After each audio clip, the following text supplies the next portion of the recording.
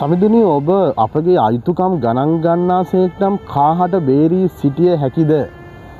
මේ වචන ඇහෙනකොට ඔබට ලැජ්ජාවක් ඇති වෙන්නම ඕන.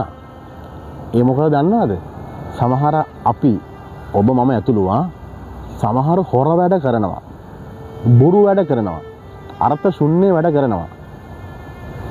කරලා ඒක අහුන් නැති වුනහම අපි අපිව සාධාරණීකරණය කරගන්නවා.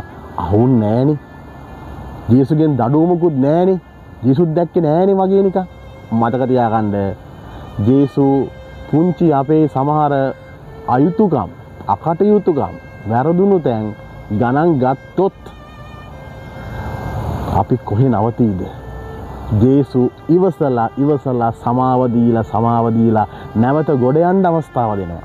ඉතින් මේ චතාරිකයේදී මෙනෙහි කරලා බලන්න අහු නොවුණු පව්, හොරෙන් කරපු පව්, රහස්‍ය අභිරහස්‍ය ජීවිත මේවායින් එතර වෙන්න, සත්‍යවාදී මිනිස්සෙක් වෙන්න ඔබව රවට ගන්නවට වඩා හොඳයි ඔබ ජේසු ළඟ නැවතිලා එතර වෙන්න මාන බලන එක. ඔබ දෙස්පීටයි.